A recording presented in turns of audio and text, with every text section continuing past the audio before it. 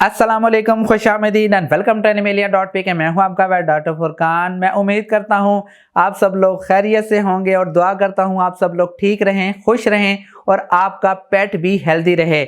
आज मैं आपसे काफ़ी इम्पोर्टेंट टॉपिक के बारे में डिस्कस करूंगा। आज आपको कुछ ऐसे 5 पॉइंट्स बताऊंगा जो कि कैट ओनर्स नहीं जानते। आपको फीडिंग के बारे में भी, इसके अलावा वेटनरी केयर और मैनेजमेंटल इश्यूज के बारे में डिस्कस करूंगा। ख़ास तौर पर ये वीडियो उन लोगों के लिए बहुत ज़्यादा अहम है, या तो वो फर्स्ट टाइम पेट ओनर हैं। अगर फर्स्ट टाइम नहीं रखा, अगर आपका थोड़ा सा भी एक्सपीरियंस है तो फिर भी देखिए, ताकि आपको पता चल जाएगा किन किन चीज़ों का आपने अपनी किटन या कैट का ख्याल करना है। डिटेल से डिस्कस करते हैं उससे पहले प्लीज़ चैनल सब्सक्राइब कीजिए, बेल आइकन दबा दीजिएगा ताकि आपको पेट हेल्थ से रिलेटेड वीडियोस मिलते रहें। चले शुरू करते हैं। फर्स्ट ऑफ ऑल जो फर्स्ट पॉइंट है वो है बैलेंस डाइट। ज़्यादातर लोग अपनी कैट को बैलेंस डाइट नहीं देते। ये लफ्ज़ मैंने काफ़ी वीडियोस में इस्तेमाल किया है कि बैलेंस डाइट क्या होती है। वैसे बैलेंस डाइट की भी वीडियो अवेलेबल है, मैं नीचे लिंक दे देता हूँ, देख लीजिएगा ताकि आपको पता चल जाए कि बैलेंस डाइट फूड क्या होता है। बेसिकली बैलेंस डाइट फूड होता है कि जब आप अपने एनिमल को प्रोटीन सोर्स, फैट सोर्स या फिर जो लिपिड्स वगैरह या फिर कार्बोहाइड्रेट सोर्स से एक बैलेंस मिकदार में आप उसे फूड प्रोवाइड करें।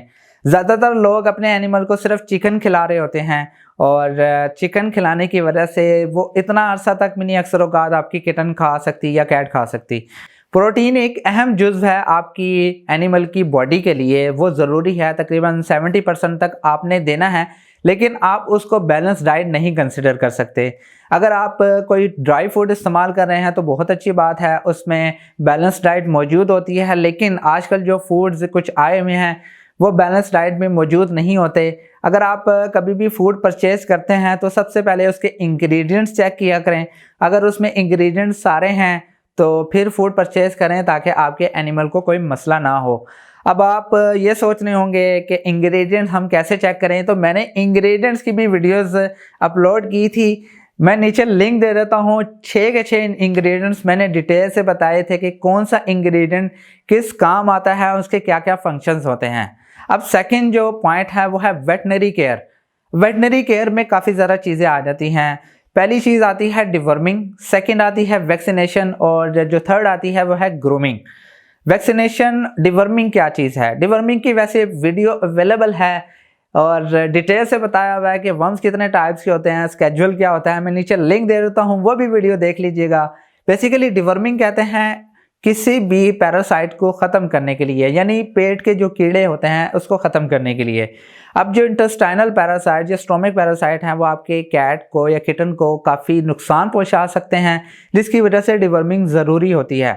आपने फर्स्ट टाइम डिवर्म करवाना होता है तकरीबन 28 डेज़, जब किटन 28 दिन का हो जाए उसके बाद आप किसी भी टाइम डिवर्म करवा सकते हैं और तकरीबन 2 से 3 महीने के बाद आप उसको रेगुलर डिवर्म करवाएं।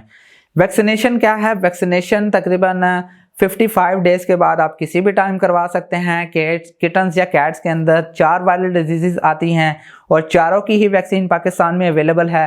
रेबीज़, फ्लाइन पैनल्यूकोपिनिया, फ्लाइन कैल्सी और फ्लाइन हर्पीस वायरस, ये 4 की 4 बीमारियों की भी वीडियो अवेलेबल है, मैं नीचे लिंक दे देता हूँ, वो भी देख लीजिएगा ताकि आपको सारा कुछ पता चल जाए। A to Z मैंने आपको लेकर चल रहा हूँ कि फर्स्ट ऑफ ऑल मैंने वायरल डिजीज़, डिवर्मिंग, आपको सारी मैनेजमेंटल इश्यूज़ के बारे में बताया था। मैं तो तकरीबन आ रहा हूँ कि आपको मैनेजमेंटल भी बताऊँ, आपको फीडिंग के बारे में भी बताऊँ। नेक्स्ट है कि आपने उसकी ग्रूमिंग ज़रूर करनी है, ख़ास तौर पे अगर आपके पास लॉन्ग हेयर कैट्स हैं यानी पर्शियन कैट्स हैं तो आपने उसका एहतियात लाजमी करना है। डेली बेसिस पे उसको कॉम करें, ब्रश करें। और सेकेंड ये है कि अगर उनको कोई एलर्जी है तो अपने वेट से ज़रूर कंसल्ट करें। थर्ड है स्ट्रेस फ्री, इसके अलावा आप उसे टॉयज़ दें, इन्वायरमेंट उसका अच्छा रखें। जो ज़्यादातर लोग नहीं जानते कि अगर आपने अपनी कैट या किटन को हेल्दी रखना है, उसको बिल्कुल ठीक रखना है, तो आपने उसको कंफर्टेबल जोन में ज़रूर रखना है, उसको हर चीज़ देनी है ताकि वो खुश रहे। आपकी कैट ज़्यादातर वैसे सोती ही है, 16 घंटे वो सोएगी और 8 घंटे वो जागेगी और जागती भी रात को ही हैं।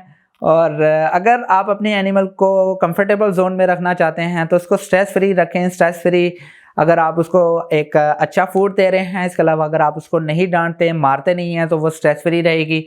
उसको टॉयज़ दें खेलने के लिए, अपना टाइम थोड़ा सा उसके साथ स्पेंड करें। इसके अलावा एक्सरसाइज करवाएं। एक्सरसाइज करवाने का मतलब ये नहीं है कि आप उसे बाहर ले जाएं, एटलीस्ट उसको एक ऐसा जोन, ऐसी जगह दें जहां पर वो खेल कूद सके, वो एक्सरसाइज कर सके, वो छलांगे मार सके ख़ास तौर पे, और बिल्कुल खुश रहे।